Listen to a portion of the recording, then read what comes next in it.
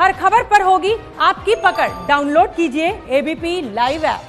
Delhi Noida link road पर इस वक्त हमारी मौजूदगी और यहाँ पर किसान लगातार आंदोलन पे डटे हुए हैं। यूपी से आए हुए किसानों का जमावड़ा यहाँ पर है। सबसे पहले आपको ये तस्वीरें दिखा देते हैं कि कौन सा ये पंडाल है जहाँ पर ये लोग लगातार 10 दिन से ज्यादा हो गए जब यहाँ पर बैठे हुए हैं। सुबह शाम रात दिन किसान यहाँ पर डटे हुए हैं। और अगर बात करें तो आज भारत बंद का जो आह्वान है किसानों की तरफ से कर दिया गया है। और यहाँ पर ज्यादा बातचीत के लिए हमारे साथ मौजूद हैं भारतीय किसान यूनियन के राष्ट्रीय महासचिव जी। उनसे बात करते हैं। सर, सबसे पहले तो ये बताइए, आज तो भारत बंद का आह्वान कर दिया है, किस तरह से रहेगा, क्या रणनीति रहेगी, आज किस तरह से भारत बंद किया जाएगा? देखिए, रणनीति की बात करें तो रणनीति तो राजनीतिक पार्टियां और राजनीतिक पार्टी के लोग और सरकार की रणनीति होती है। किसानों के पास कोई रणनीति नहीं होती, उनके पास तो सिर्फ आह्वान होता है और जो उन्हें करना होता है वो उनके दिल में होता है। हमारे दिल में क्या है ये प्रशासन को भी नहीं मालूम है। इसलिए हम जो भारत बंद की अपील है, जिसमें हमने ये अपील की थी कि देश का किसान और देश के किसान और हमारे संगठन के भारतीय किसान यूनियन भानु जो किसानों का संगठन है, जो राजनीतिक संगठन है, जैसे राजनीति से कोई सरोकार नहीं है, सड़कों पर आएगा।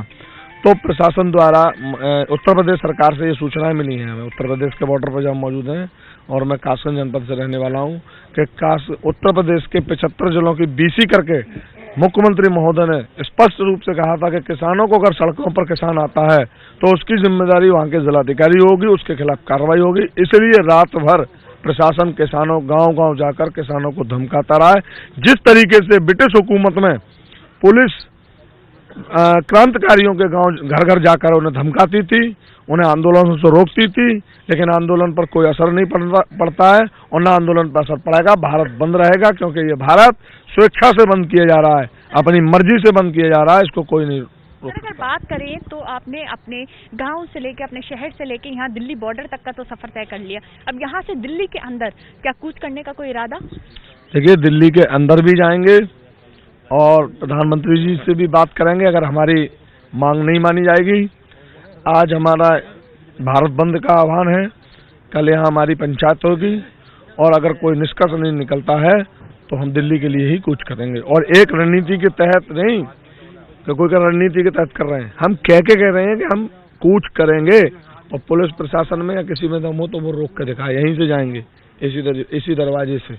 लगातार 5 बार वार्ता हुई सरकार के साथ, किसान लगातार किसानों के जो प्रतिनिधि थे वो पहुंचे, बातचीत करने की कोशिश की, लेकिन क्यों ऐसा हुआ कि लगातार असफल हो रही है बातचीत? क्यों कोई हल नहीं निकल पा रहा? देखिए, सरकार की मंशा साफ नहीं है। सरकार किसानों को उनका जो वाजिब हक है, जो उनका अधिकार है, वो देना नहीं चाहती, क्योंकि कभी किसानों ने इन तीनों कानूनों को नहीं मांगा था।